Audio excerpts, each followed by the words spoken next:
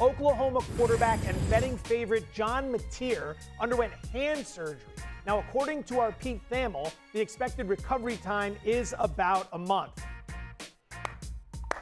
Drink it in, America. It's not just your boy alone by himself. Greg McElroy. We get you in person like twice a year. These are the two best days of the year. I love it. Let's start with the Sooners. They were actually plus 110 to make the playoff before the Mateer news. Now it moves to plus 140. What do we make of the postseason chances given the hand injury? You can't play the postseason right now. You got to see where Michael Hawkins is at. He actually played quite a bit last year. He's an athletic kid, very gifted runner.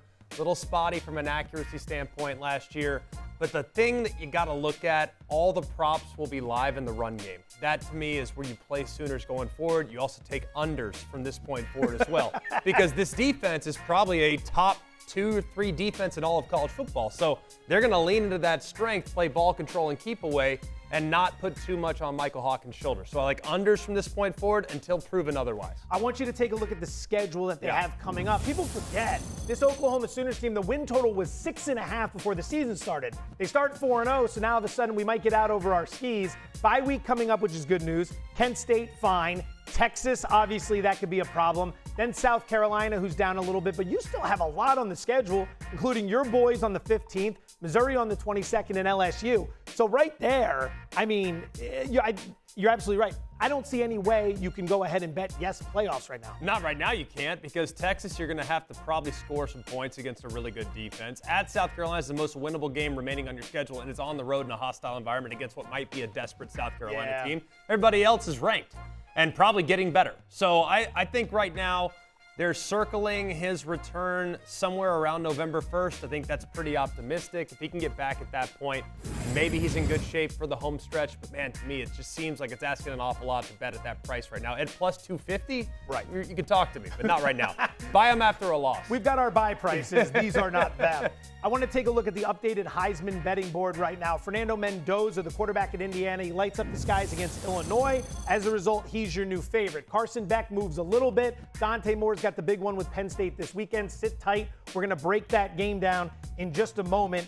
Given everything you're seeing, everything you've heard, everything you've watched, how would you assess this market right now? What do we like? I don't like any of these price tags. Okay. Right now. I just don't, because Dante Moore at 11-1, we haven't even played anybody just yet. We'll find out this weekend, and if he goes off great, then you've got a little bit on sale. Let me give you one right now, just from literally in the other stratosphere. You're smiling. All right. DeMond Williams, Washington. Oh, boy.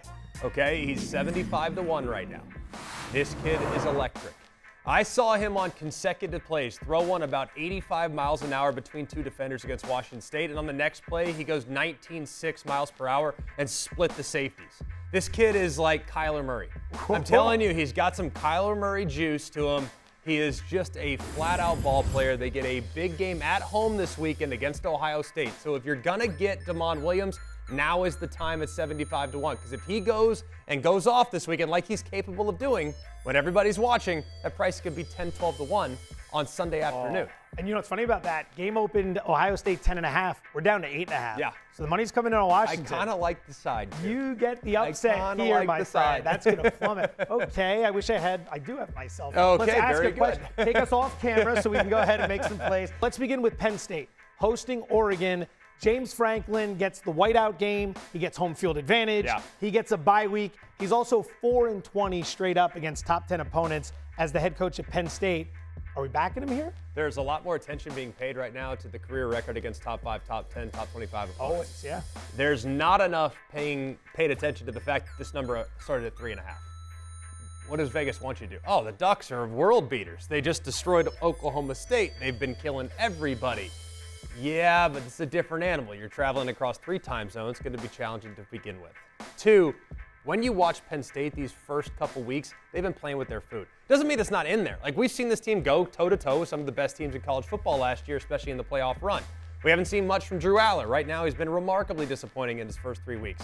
But as a veteran offensive line, these are 2 outstanding running backs and a 1-2 punch there. They have emerging weapons at wide receiver, and I still think they have the pass rush that can disrupt the rhythm and give Dante Moore his first taste of adversity as a college starter, at least in an Oregon uniform. I'm taking Penn State here. I'm laying the points. I feel good about it, to be honest with you. I just think they're built for this moment. We just haven't seen their best just yet. The brain trust of Stanford, Stephen U, like Penn State. Like that's really all the You're world on Oregon, needs. aren't you? I'm a Penn State You get guy. enamored. You get enamored with the high-flying offensive firepower. I like it. I like the read option. I like the sprinting and the Drew Aller. Come on. I haven't made the decision. The situation sets up so well for Penn State, though. You got the bye. You got everything else. It's hard. I haven't made my decision yet. That'll come later in the week. Your boys, Bama money this week. Georgia opens 3.5, gets bet through the key number down to 2.5. We saw that first game against Florida State. Didn't look good. Since then, Kalen DeBoer's got it going. Speaking of which, DeBoer is a head coach in his career. 8-3 as an underdog. Not against the spread, straight up. The guy's the new Tom Herman, if you remember those stats from back in the day. What are we doing here? Do we think Alabama's fixed the problem? He's also 15-3 outright against AP top 25 opponents. So this guy is a giant killer, has been dating back to his time at Fresno and at Washington. I'm taking Bama in this game. I look at how Georgia struggled on the road at Tennessee. They got the win. It was remarkable. It was gutsy. It was valiant. It was all those things. One thing they didn't do in that game was rush the passer very well. One thing they haven't done all year was rush the passer very well. They're 117th right now in sack percentage. That's a problem against Ty Simpson, who has found the hot hand these last couple weeks. And while I know ULM and Wisconsin are not world beaters, I get that. But I don't think this Georgia secondary can cover these wide receivers who I think are better than Tennessee's and torched Georgia just a couple weeks ago. These guys are the real deal. The only way they're going to stop those guys is if they get pass rush, and the pass rush hasn't been there. So I actually like Bama. They're getting healthy here too. They get their running back in Jam Miller, defensive tackle back in Tim Keenan. I think it's a good time to back Bama right now because I feel like everybody and their brother's on Georgia. You're on the call for Ole Miss LSU, so you can't pick the game. So quickly on this one, I like LSU, Nussmeier in an elite wide receiving unit against a depleted Ole Miss secondary. How's that handicap sound? You know, the thing to me with this one, like I saw when LSU opened up as a dog, I was a little surprised. And then you start to dive in a little bit more to Ole Miss, and you start to think, oh man, this firepower that they have offensively is legit. And is LSU's offense a problem, or have they just not tried to be the solution? And I don't know the answer to that just yet. This might be the get-right recipe for them, though, because if you look at Ole Miss's defense, they're giving up 190 yards on the ground a game. That's not what you want. However, on the other side, LSU's run game is averaging 117 yards a game. That's triple dig. You don't want that.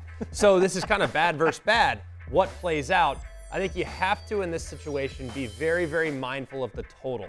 Because if this game seems to go over, if you think it's going to be a high-scoring affair, that's obviously the play for you on Ole Miss. If you think this game's going under, probably the play is LSU. So I think it's dependent. Look at the total, see how you feel, and that should help you determine which side you want to play. You nailed it with Arkansas-Memphis over last week. I ripped it off. I used it Joe versus Steve, gangbusters, and it cruised over. We didn't have much of a sweat there. Favorite play this week? USC at Indiana.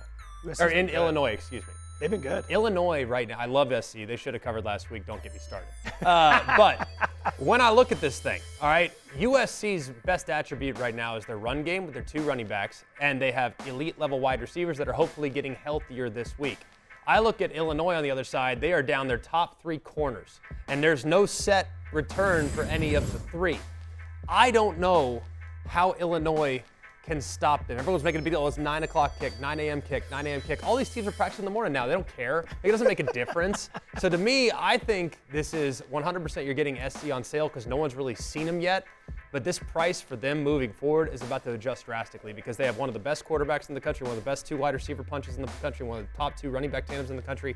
These guys are the real deal all over the place. And, by the way, they can rush the quarterback. 16 sacks this year, tied for first in the country, and Illinois just gave up 7. You're busy, man. You got a lot going on, but we love you. Thank you for coming.